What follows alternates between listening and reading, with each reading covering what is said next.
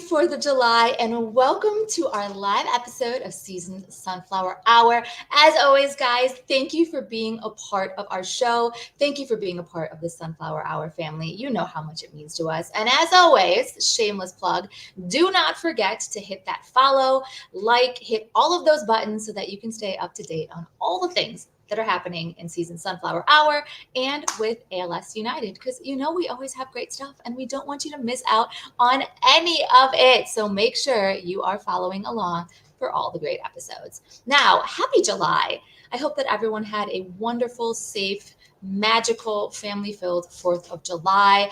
I would love to hear all about it. So as always, guys, blow up that comment section. Let me know where you spent 4th of July, what you did, and you know what? Even let me know your favorite 4th of July dish. I love this. I love collecting some yummy recipes of things I can do for my next 4th of July. So what were you guys eating this 4th of July? Now, you know that we always have some really awesome things happening in the organization. And of course, this month is absolutely no joke. We still have some great things going on. We are in the middle of our walk season. I know you guys have heard me talk about this show after show, but it's because it is so awesome. So it is not too late if you do want to get involved. We still have some Walk ALS coming up. And you know what? Sam will probably put those in the comment section for you. But if you want any more information on that, find out when those walks are and see how you can participate, just head over to our website. All the info is there. It is alsunitedchicago.org. That's alsunitedchicago.org. It'll have all the information. As I don't want to scare you and intimidate you just because we're talking about getting involved in a walk. That doesn't mean you have to walk. That doesn't even mean you have to donate. You can just come out and support. Come and be a part of this group. There is so much inspiration, so much excitement and hope that happens at these events. You've seen guests, you've heard them talk. It is 100% true. So if you guys are free, if you're in the area and want to stop by one of our walks, I highly encourage you to do it. I promise you it will be a day well spent just getting to be around such incredible people and get a little glimpse about what we do and get to meet some of the people, some of the guests that you've seen on the show, get to meet some of the staff and interact. It's a magical day. So you guys want to check that out. And of course, if you do want to walk, we do not discourage that. You can absolutely do that too. It's not too late to still start a walk team, or you can join an already established walk team if you want to come and support somebody else's cause. And of course, you can always donate. So all the options are available to you. Make sure you check that out on the website, not that website. Check it out on alsunitedchicago.org. That is the one. So basically, you can tell already, I am so excited for our next guest. I'm clearly forgetting my words and my letters and how to put things together, but that is purely just because we have an incredible guest tonight. I cannot wait for you all to meet him, to get to talk to him, to get to learn a little more about his story. Now, if you didn't know, we as an organization are so honored to be collaborating with some of the very best physicians and clinics across Illinois. And we do so to really ensure that those living with ALS have access to the best and the most specialized care. So tonight we are joined by one of those very special doctors who's helping us work towards a world without ALS, because that is our ultimate goal here. And he's going to help us get there. From the University of Chicago, please welcome the Director of Epilepsy Research, Dr. Naoum Issa. Hey, Season. What a great Hi. intro. Oh, well, it's because you're such a great guy. I mean, you deserve an intro that is worthy of you, my friend. I am glad you're recording this. Somebody's going to have to hear that. Absolutely. There will be proof. You could even, I think that should be a ringtone from now on. Every time you call anybody, it should just be advertising, because you are wonderful. And I am so excited for people to get to sort of meet you and hear your story. And I'm going to hit you with a lot because we got a doctor on the show tonight. I want you to break some things down for us. But let's start kind of back at the beginning of your journey. Why in the world, out of all the professions, why in the world did you decide to go into medicine? Is this something that you had always dreamed of? You know, let's start when I was 6 years old. Let's do it. Let's start there. So actually, it does go that far because my mom was one of the best doctors I've ever known. And, I'm not a surgeon, but she was. And when I was in medical school, I actually got to watch her do surgery. and it was transformative. You know, you go through your teenage years, you're always fighting with your parents, and then you get into the OR, and you know, she gets me a little stool. I get to watch over her shoulder, and she was a boss. She was just running the show, and it was kind of um, reframing for me. You know, you really get a completely different perspective on your parents. But so she was really the inspiration for me to go into medicine to start with. Wow. What kind of doctor, what kind of surgery did she specialize in? She was a gynecologist. You know, she Awesome. was an OB-GYN. She went into medical school at 14 in What? Egypt. Yeah. And then she was a doctor by the time she was 21. That she tells the stories that, you know, when she first came into class, she would sit in the front row, and the professor would walk in and would look around and said, okay, whoever brought their little sister, I'm going to turn around and you just take her out of the class. And then I don't have to know. And then when he would turn around, she'd still be there. And then he just had to go on with the lecture. Oh, so So she's a super genius. That she must run in was. the Yeah. family. Yeah. She was. Oh, she's probably so proud of you. That is incredible. And Egypt's one of my favorite places in the whole wide world too, by the way. One of I my have not absolute favorite. been. So I'm looking forward to it. Are you going? Are you At going some point sometime? soon. Yeah, we will go. Yeah. Very, very cool. I love it. Medicine has always been a love in our family also. So I've Great. done some medical mission trips in Egypt, and one of the most beautiful countries ever. So, Wonderful. okay, so your mom inspired this, Yep. which is so amazing. But then once you went into medicine, once you were studying in medical school, I mean, you have so many different paths in front of you on what type of doctor you want to be. What in the world made you gravitate towards specifically epilepsy and just neurological disorders? Yeah, it was really the brain and just how the brain sort of coordinates and what are the tricks behind the magic of the brain.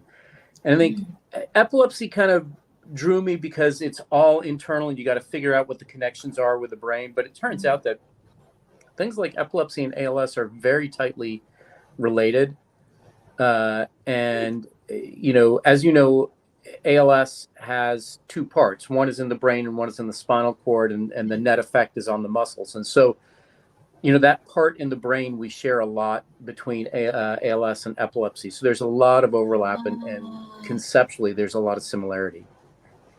I had no idea, honestly. And I have, had you not told me that, I think if someone were to talk to me about epilepsy, I would never in my wildest dreams think that there's any type of connection that could be made there. So how long ago did they figure this out? Is this a new discovery, or I'm just late to the game? It's funny because most people would not think of it. And the reason that to me they're so similar is because I got drawn into it by this collaboration in ALS, and we started thinking about how we study and what signals we're going to look at. And then, you know, once it's like tan van syndrome, right? Once you see a tan van on the road, all of a sudden you see tan vans everywhere. And so once we started to see these, you know, patterns and how there's a link between the brain and the pattern that you see in the muscles, then I started to say, well, what if, you know, you were looking at the muscles, but the muscles were nerve cells? What would that look like in the brain? And it turns out they would be seizures. You know, we all know that in ALS, you've got fasciculations, these twitches that come up in the arm. And that's because there's a small number of neurons, and those neurons die away and then others grow. But the ones over time, you sort of get fewer and fewer. So one neuron ends up taking over a large part. And whenever it fires, it drives a large part of the muscles. That's what a seizure is, right? So the fasciculations that you see in your arms are basically the seizures that you have in your brain. And so the same patterns and the same connection changes that happen in one disease happen in the other. Oh my gosh. So what are you doing specifically? So now we've made this connection, and now you're seeing how these kinds of work together. What does that do for ALS research? Or does that open up any other doors, or what possibilities come from this? Yeah, I think it's kind of two things. The one that we're acting on directly is trying to figure out ways of diagnosing ALS faster and easier. And, you know, for epilepsy, the way we do things, we put electrodes on the brain and we look for patterns. And, for ALS, they do that to some extent, but instead of putting, electrodes on the surface, people have been putting needles in muscles. And anybody who's gone through it knows that this is really an uncomfortable, unpleasant thing, and you don't want to do it more than once. So what we're trying to do is develop methods by which you can just put electrodes on the surface. And I like to tell people the only painful thing is the tape that you have to take off. And if you've got hair on your arm, it's going to be a little uncomfortable, but otherwise most people don't have as much hair as I do. So it's not that bad. So the first thing is, can we figure out ways of measuring muscle activity from the outside that gives us information about ALS? And then the second thing is, go on. How can you? I was going to ask, can you? Are you close to that? Yeah. So I'll just start by saying it's a long process to figure out. Okay. And the reason we were able to start is because the ALS Ice Bucket Challenge. Very real. We could not have started this project without funding that came, and that funding really happened at that explosion with the ALS Ice Bucket Challenge. So, everybody who was throwing ice on their head and donating, it has made a difference, not just for us, but it really caused an explosion in transformative research in ALS. And this is one small project that came out of the community's work to do that. So I'm grateful. I had no idea. That is so cool. Yeah, definitely. And then, that started the preliminary studies, and we were able to show in the preliminary studies that we could tell the difference between in these surface measurements between patients with ALS and then patients without ALS or people without ALS. So then we said, all right, we could do it in a small number. Can we actually prove it? So we proposed a study to the National Institutes of Health, and they funded a $3 million study to do that. And we've been working with partners at Harvard, Massachusetts General Hospital, at Washington University in St. Louis, University of Miami, and UC Irvine, and us. And it's been a great project. And we are collecting from, we're not asking the question, can we tell in somebody who's we already know? We're asking the question, can we tell in somebody that you're unsure of? Is it ALS? Could it be something else? Something that might take us 6 months more to figure out, or would require a lot of invasive testing. Can we figure out just from this simple, 3-minute test, whether they have ALS or likely to have ALS? And so the preliminary data is very positive. Okay. And we can certainly tell reasonably easily between somebody who's completely normal. Let's say they've got something called benign fasciculations that might be ALS, but there's no weakness. And somebody with ALS early on, we can tell. Now, the harder question is, can we tell in somebody who's got ALS and somebody who's got a mimic disease that's slightly different from ALS?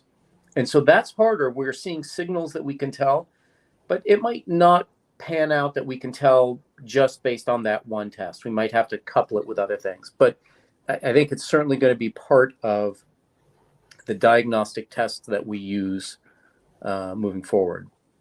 This is huge. I mean, and this is huge for anyone in this community that understands really what it means, what you just said, because when you have ALS, we know that there's a timestamp.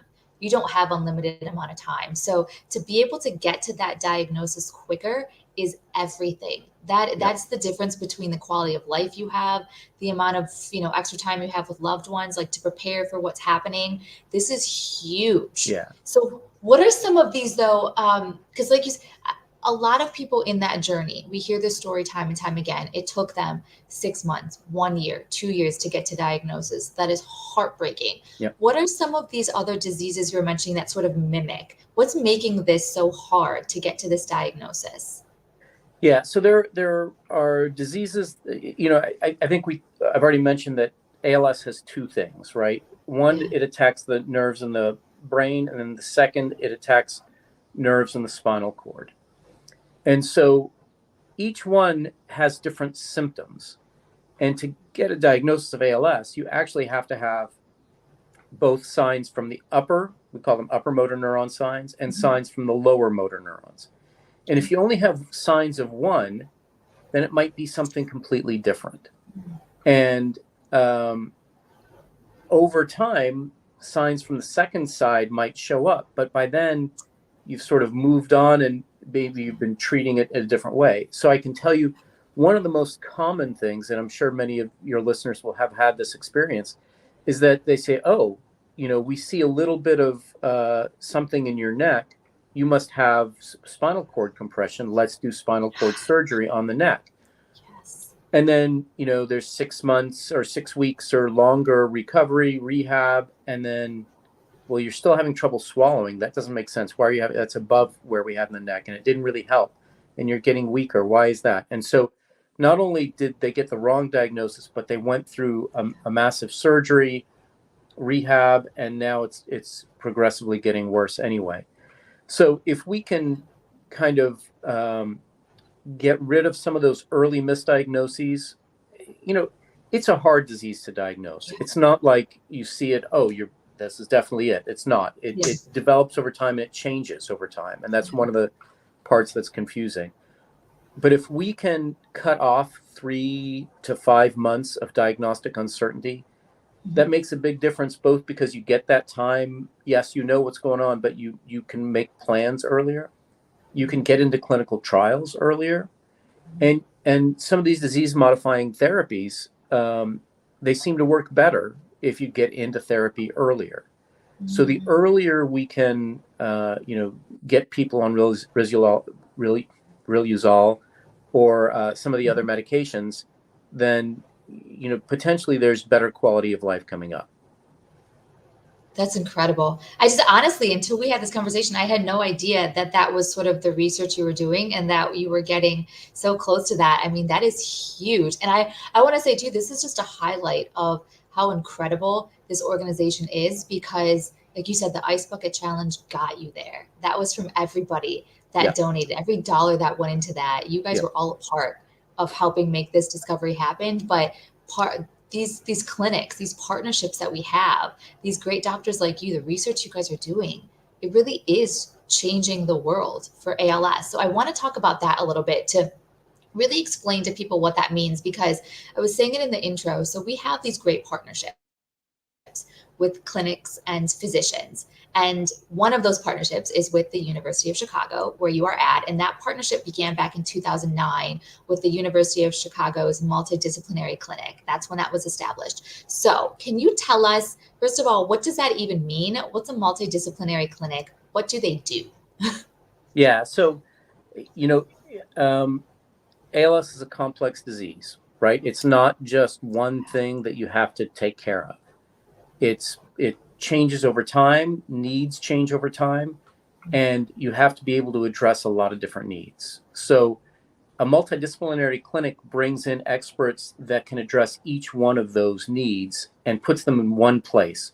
So instead of coming to 5 different doctors, you come to one clinic visit, you see the speech therapist who's working with you to make sure you're swallowing okay, who's working to make sure that, do you need voice banking? How is your speech and communication? Do you need alternative ways of speaking or communicating?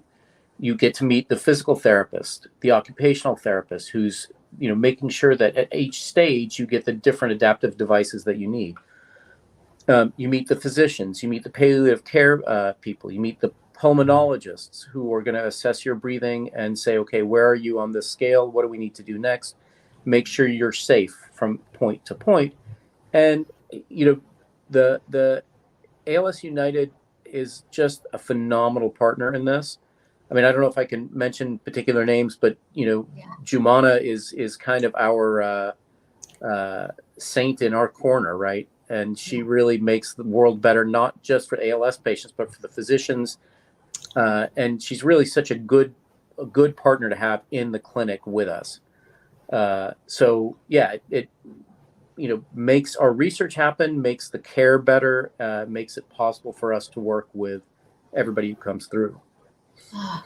I love that. She is a saint. I'm telling you. I don't know if you've got to meet more of our team, because you'll feel that way about everyone. The care service, everybody is just so incredible. And we were talking before we started filming that it's just a family. It's a family that you come into and you meet them and you're stuck in the best way. You don't want to leave them, because they are just everything in them, down to the core of who they are, is about helping other people and making a difference. And it's so genuine, and you feel that. And I think what these partnerships are so huge for what you just explained, because when you have this disease, this horrible, evil disease, ALS, it makes things that are so simple to the average person, it makes it so much harder. So Yep.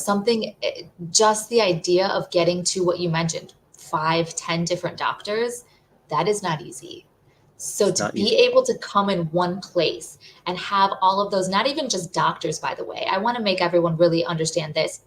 ALS is kind of an orphan disease. It's not something that every doctor understands and every doctor knows how to deal with. So to have doctors who specialize in knowing what ALS does and knowing the kind of care somebody dealing with it needs, that in itself is a really big deal. We've heard horror stories of people having to go to the hospital or going, and the doctors, you don't know what you don't know. Yeah. So not everybody knows what ALS is. So to be able to come to a place and get all those doctors in one place, but not only just all the doctors, all the right doctors doing the right things to help you, Yep. is absolutely so huge. I do want to take it back a second because you and I were talking about this. I think we forget sometimes that we know ALS. We are in this community. Our community knows ALS, but if you are out there, I hope you do somehow, someone that has no connection to ALS, I hope you have stumbled upon our show. I hope that we are able to introduce you to something new and explain to you what ALS is. But for those people that maybe don't know what it is and don't have experience with ALS, can you just give them a basic understanding of what even is ALS and what does it do to you? Yeah. So, ALS is kind of talked a little bit about the biology of it. It's something that starts in the nerves of the brain and the spinal cord. And over time, those nerves kind of lose their ability to communicate to each other and they start to die away. And when those nerves in the spinal cord stop being able to innervate the muscles in your arms and your legs, eventually in your chest, you stop being able to move those components. So, over anywhere from 3 to 5 years, you progressively lose the ability to walk, to talk, to ultimately breathe, and that's why it's such a difficult disease, and it's hard. It's obviously hard on the person, but it's hard on everybody involved in the families, and so it becomes a journey for everybody, and it's a hard journey. It's awful. I'd say too, it's almost like you're in jail. You're a prisoner of your own body because, unlike Alzheimer's, unlike some of those other neurological diseases, you still have all your memories and your thoughts. And now you're just trapped in your body, not being able to communicate or react. You can still feel pain. You can still feel if somebody hurts you or pinches you, but you can't respond to it. And oh, this is just crazy. So thank you for what you're doing, because for you to be able to do this research and get to that diagnosis faster, I mean, that really is changing the world for ALS a little bit at a time. Yeah, it's huge. Each of these steps, they're hard steps to make from the research standpoint because you want to get it right. And if it doesn't work, you don't want it to get out there, right? But we have to do the work and spend the time. And in research, honestly, most of the stuff that you put effort in is not going to pan out. But if you don't put the effort in, you don't know whether it's going to work or not, and you're just leaving fruit that could work. Yeah, that's true. You've got to go through, like they say it in sales too. You got to go through 100 no's before you get to a yes. Yeah. You got to make all those mistakes until you can have that one breakthrough on how to get it. But I think it's so cool that you're getting closer. Like you're getting closer and you're closer and you're there, right? Yeah, You're so close. It's very promising right now. Like I'm hopeful that we've got a year and a half left on this big NIH trial. And once we get to analyze the final data, we'll know. But right now I'm pretty darn hopeful. So. I like hearing that very much so. Now, why did you? So we know why you kind of went down this route and stuff, but how did you come into contact with sort of ALS United? How did you get involved in this whole ALS world and the ALS clinic? Yeah, so it's funny because I came to it when I was a resident a neurology resident. Oh. And Karosh Razania, who is my partner in research and in crime, although we have not yet committed sufficient crimes. Research we've done, but not enough crimes. You know what? If you did, don't admit to it here. Right. Yeah. So This is probably not the place to talk about it. Right. So he came to me one day and he said, I read this paper and I think it might be related to ALS. I know that, I had a background in quantitative neurobiology and computational neurobiology. He said, can you look at it and tell me, is there any way that we could apply this to ALS? And so I read the paper and I said, I think we could do this. And so kind of wrote the code to do the analysis and do the testing. And we started to test on first few patients and started to work. And then so kind of I had already committed to a world of epilepsy, but this has kind of been from the beginning the research direction that I've been working in. Oh, wow. And I think it's still cool that I'm still hung up on the fact that you even said that there's so many connections between epilepsy and ALS. So yeah, even though that was your world, you're still kind of getting to dive into the ALS world and make some big strides there. Yep, absolutely. Yeah.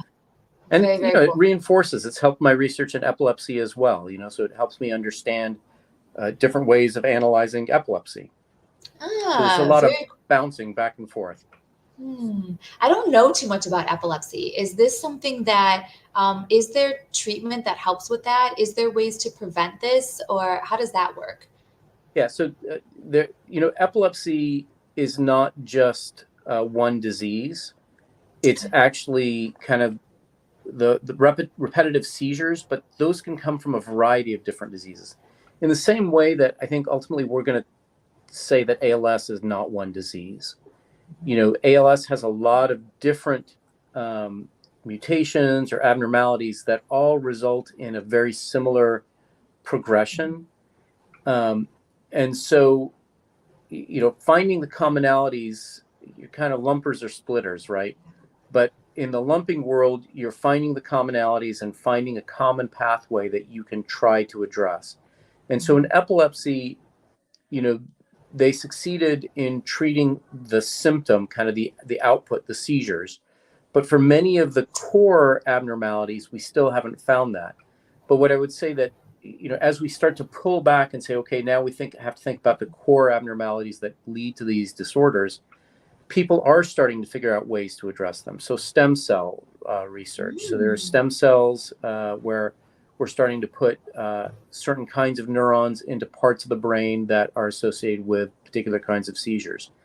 And if that works, and there is hope that it works, suddenly, okay, it didn't work necessarily for Parkinson's when they tried it. It didn't work for Alzheimer's when they tried it. Maybe it'll work for epilepsy. And then, okay, now we know what the tricks were with epilepsy. Let's see if we can adapt those to ALS and so on. So there's, if we think of things as completely siloed, it doesn't work. But once you start to see, okay, we're approaching things, different diseases in similar ways, whatever works in one way, one disease, let's try to adapt it and make it work for another disease. So I think seeing those connections and playing off those connections is really beneficial.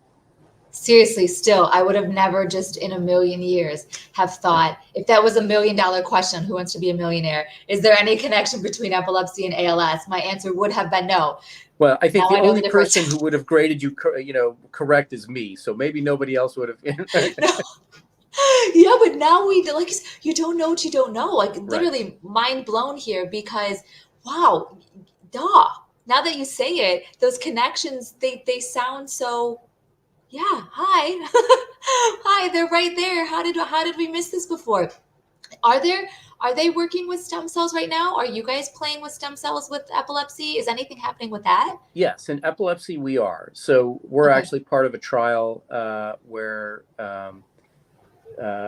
in a very specific kind of epilepsy in a particular part of the brain, we are placing inhibitory interneurons into that part of the brain to stop seizures.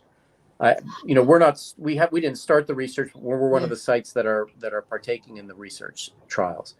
There's a fun story actually out of California where there's a toxin that gets released into the ocean by a particular kind of, I think it's a red algae, and seals get epilepsy from this toxin. Who would have known this?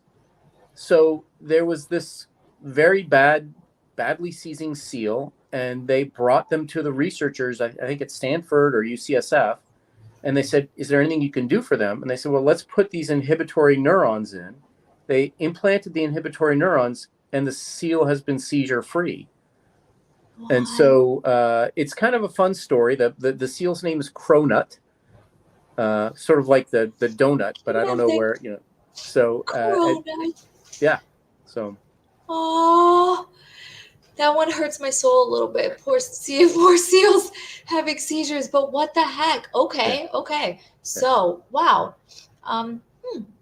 Yeah, so the next step is, they're doing it in humans now, and then we're seeing what works and what doesn't. And then if that's, if you can figure out how to introduce neurons that don't divide, one of the differences between cells in the brain and cells everywhere else is that once the neurons in the brain are born, you don't get any new ones. And so, some of the alchemy that's happened in the last 15, 20 years is people are figuring out how to turn skin cells into neurons of the brain. And then if you can figure out how to do that, maybe you can insert them, and maybe they can take over for neurons that are no longer functioning. So maybe in ALS, you can replace some of those neurons with fresh neurons. Now that I think we're not yet to the point where we can say that that's going to work, but I think we can certainly say the technology's, getting close to making real tries at it. Wow. Yeah. Okay, on a basic level, even just since you're our resident expert now, you're our brain guy. Okay. You're a brain guy. So for people maybe outside of the ALS world, just the average person, as we're growing older, what are things we can do that helps protect our brain? What are some of these obvious things that we should be doing? I'm even starting to, I worry about these things. Like, what can I do? What can my parents do? What can my grandparents do? How do we protect our brain? Yeah, so it's a really good question. And I think probably the most important time to think about that is in your 40s and 50s. And what we're realizing is good cardiovascular health means good brain health. Controlling your blood pressure, controlling your weight, and controlling your atherosclerosis or cholesterol risks.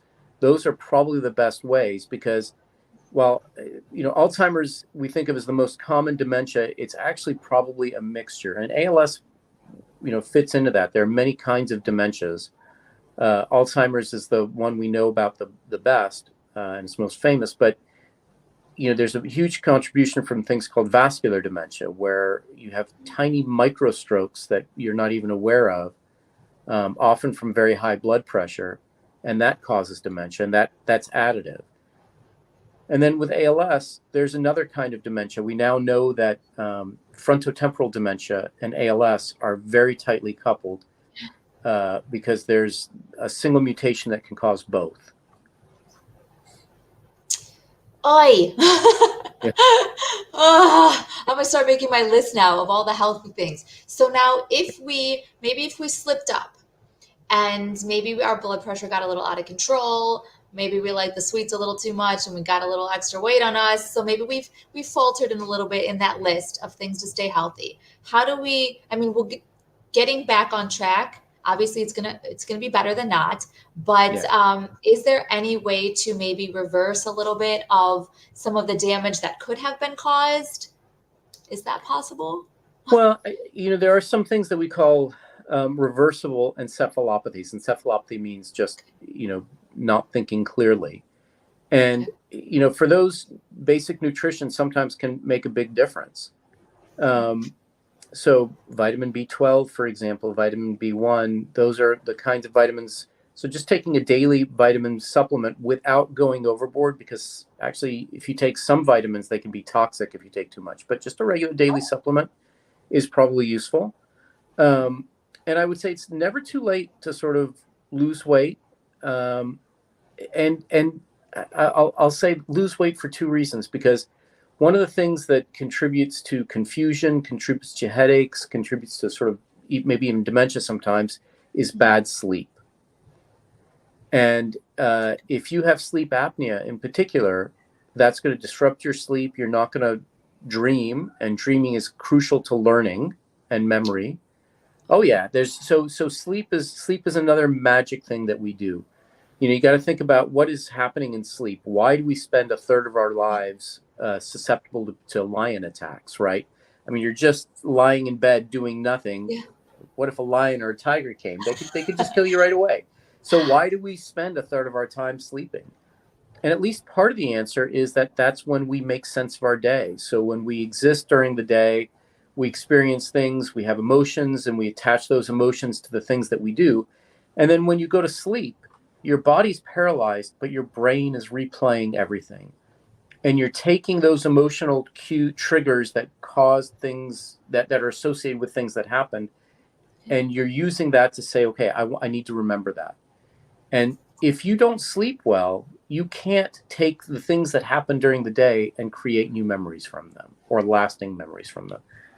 So sleep and good sleep is crucial. Cardiovascular health, sleep at night, good nutrition, those are probably the best things you can do for overall brain health. It's a little Awesome. bit different story for ALS, right? And we don't know why yet, but we know that people who were athletic, people who were in the military, for some reason, have a higher risk of developing ALS than those of us who were couch potatoes through our 20s. And it's not clear yet why. There are lots of different ideas or hypotheses for why that might be, but we know that that is a risk factor. And that it's not surprising then that it's called Lou Gehrig disease in so many environments, because it's people like Lou Gehrig who are at the highest risk for developing it. That is terrifying to me, because when you think you're trying to do all the things right, you're trying to be healthy, you're trying to get all of those great things you need in your life, and now you're even more susceptible. And I'm glad you brought that up, actually, because I was going to ask you, what are some of those theories? Because one of the questions I know I get the most, is when people find out that if you've been in the military, if you're a serviceman or woman, you're 50% more likely to get ALS. That's a staggering statistic. That's crazy. And the first question is always, why? Yeah. What are some of these theories? Because we don't know why, right? No. We haven't connected those dots yet. Yeah, we don't know why. And I was actually just reading a little bit more about it. And, those statistics vary by war, like which war somebody was in. They vary overall by the type of study. And so I think there is now the belief that at least sort of a 15% increased risk. But, again, it sort of varies by which war. So one possibility is toxins. That's not impossible.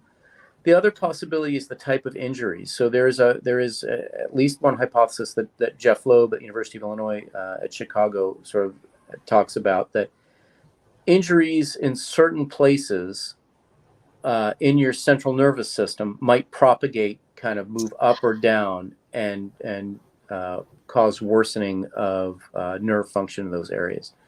That's a possibility. It's hard to be sure that that's real or not, but that's another idea. Oy. Well, my gosh. Okay. Well, yeah, that's a question we get the most. So I love being able to actually have someone that's in that world, that's keeping up to date with the research, be able to touch on what we're trying to figure out in that realm of possibility of why it could be, because that statistic is crazy to me. Yeah, it really is. Yeah, absolutely crazy. Well, through this whole journey that you've been on so far, this amazing life you've already lived, and this great research you've been a part of, would you say that, this might be a hard question, but is there anything that maybe stood out to you, something that you learned that was, like, for me tonight on the show, it's literally the connection between epilepsy and ALS. You blew my mind there. So through your course of your career, what are some of those moments that you've had that were just mind blowing? It's funny because I would say that some of them are just related to specific ways that the brain works. And I'd love to talk at length about them, but it turns out that that when I start talking about it, my wife always goes to sleep. So it turns out it's Yep. probably not the best thing to talk about. But I'll tell you, the one concept that kind of excites me the most right now is that, the brain is like a machine in that it's meant to do something. And if it's not doing something, it's going to change so that it is doing something. And if we think about it as this organism that has a purpose, you can start to sort of say, okay, well, why is it changing in the way that it's changing? What is the purpose it's trying to get to? And then suddenly you can see, all right, well, now I know why this disease came up, because this part of the brain is meant to do this. You're not letting it do this. So it's changing in a way that makes it do something maladaptive, that makes it do something bad. So, idle brain does the devil's work, right? So I like to think of that idea. It's called homeostatic plasticity, and I think it can help us understand both a lot of the normal function of the brain, but also when that normal function goes awry, why it causes the disease that it does. I'm so glad we have people like you in the world. That, for real. Well, I'm glad that I have a job, and then I can do all these things where I can just think about that and nobody else needs to think about it, but I'll enjoy it. I love that that's what you enjoy. That's what's going on in your brain. Those Yeah, are the things exactly. that get you really, really happy. Yeah. I like that. Okay, so any tips? I mean, you kind of touched on them, the things that we should be doing, but any tips for anyone watching right now, a takeaway for them on what they can do to really keep their brain, like you said, not getting idle, not creating something bad we don't want it to do, to sort of just optimize your brain health. Any other tips in addition to what you told us that we should be Yeah, so focusing I would say, sort of when you think about, as a neurologist, what are the most important things that I tell my patients just to stay healthy? And I would say one of the biggest risks to people as we age, is falling. And even just simple things like do a little bit of yoga, as much yoga as you can do, whether it's in a chair, whether it's standing up, to maintain your balance, because it's really small things that cause problems. If you fall, that's kind of a sudden big change in your world. And the less likely you are to fall, the longer and more healthy you are likely to live. So I think balance, health, nutrition, exercise, and keeping active, I like as well. One other thing, I don't want to be a commercial for anything, but when you start to talk about these new weight loss drugs, I think there's going to have to be a mindset change. I think we have, and for some reason, Weight Watchers has already figured this out, right? That it is actually going to be important to lose weight, and using medications, if that's what it takes, and it gets us healthier, that's okay, because it helps us sleep better, improves our cardiovascular health, reduces our diabetes risk. And those are really all the big risk factors for dementia and worsening brain health. Yeah, we want to avoid this. That Yeah. is so scary. I think there's so many factors in the world right now. We're things in our food, things. There's so many things you can be cautious about. But I mean, your brain, you need it. Yeah. That's our machine. We need to take care of that for sure. You didn't say what I was hoping you would say, only to give myself some justification on like some of those fun games on your phone that are supposed to keep your brain healthy. All I was right. hoping I could play those and feel better about it. So let me just say this: socialization is very important. And I know that nobody in my family is going to watch this, but if they do, I just want to say that I always win at Wordle every day. And it's Oh, that kind, so those games are perfect. And, that competition and socialization, I think, is going to keep us going. I like it. Now I feel better. Now I can go play games without feeling guilty about it. Definitely. I guess I'm going to go ahead and say that not only did you get your mom's amazing genes, but we're going to attribute Wordle to your genius success. Perfect. I like that. Yeah. I'm going to go download it and I'm going to start playing so that my brain can be as spot on as yours. New York Times app, games app every day. That's what you should do. I love it. Those games get me real frustrated in a good way. Yeah. Even some of those hard word searches. Yeah. Yeah. It's Yeah. fun. I don't I want to start talking about them because I do spend too much time playing those games. So that's good. That's okay. Work hard, play hard, right? That's how it Yeah, goes. exactly. Well, I love it. Well, I love it all. I love all these tips. I feel like I want to have you back on because, like I said, now you have become our resident uh, brain expert, and I'm going to have so many more Gladly. questions for you. I'm going to bug you all of the time because I'm so fascinated by this, and I want to stay up to date on this research because I think what you're doing is so cool. And I mean, you taught me so much tonight. I hope that anyone that stumbles upon this, that's watching this, I hope they're having the same reaction because I did not know so many of those things you were saying. And I have been in the ALS world for many, many years. So it's really cool to have somebody get to teach us what's going on. I think we see what's happening on the outside and we get to meet those that are battling ALS and fighting this disease, and we get to speak to their loved ones. But it's really cool getting a glimpse of what you guys are doing behind the scenes and sort of in the clinics. And I don't know, I just think it's really great what you guys are doing. Well, let me say that it goes both ways, right? Because we learn so much from our patients, and one of the most important parts of our study is that we do it, on ALS Clinic Day, where we're engaging with everybody and we're seeing what the important things are, and both what the patients need and what they feel and what they are happy about and what they're anxious about, and what all the other caregivers are and team members are doing and need. And being part of the research community, we're seeing how everybody's, people are attacking, from device standpoint, from physical therapy standpoint, from, speech therapy standpoint. There's so many things coming up, and it's just an exciting place to be because there's real hope that things are going to get better and better as we move forward. Oh, I love it. I love this hope. And what does that mean to you? Since you do get to see this and you get to experience and be with those patients, you get the front and the back end of all of this. I mean, when you leave on clinic days, what are you feeling? Besides exhausted. Fair enough. Yeah, Fair enough. no, I mean, it's so most of my time is spent with epilepsy patients, and Okay. most of Karosha's time is spent with ALS patients. But I will tell you that there are moments of frustration when things aren't working the way you want, and there are moments of tremendous joy when things are actually going well. And I like to note that we're a team, right? And you're not going to win every play, and but our job is to win more than what we lose, and it's about kind of, we can draw up the game plan, but the patients and their family, they're really the ones on the court doing the playing, and so we're kind of just the coaches on the side. So for me, there's always like, okay, this is what I want to do, this is what I want us to do, but the reality is I'm not doing it, right? You guys are doing it, and we can only sort of be there and support however you want us to support you.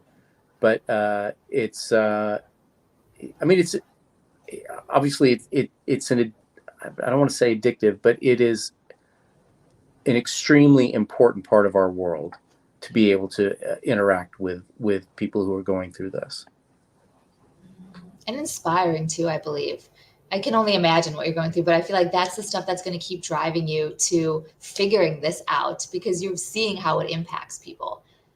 I think you started to tell me a little bit before the show about your interactions, the way you came to this, and it by itself was an inspiring story. So I hope that everybody has heard some of that story. So I'll bore you with plenty more of it. You stick around after we stop recording, and I'll give you some more into that. But no, I can't even imagine. Yeah, from my point of view, that's what brought me here all these years ago. I mean, it's been a long time, and yeah, I think something happens. And this has been a common denominator in a lot of the people we talk to on the show. Something happens when you are exposed to ALS. I wouldn't wish that on anybody. I hope that if you're watching this and you've never heard of it, that's a blessing. I hope that you haven't, and I hope you never experience it. But something happens to you, like you said, that tan van thing.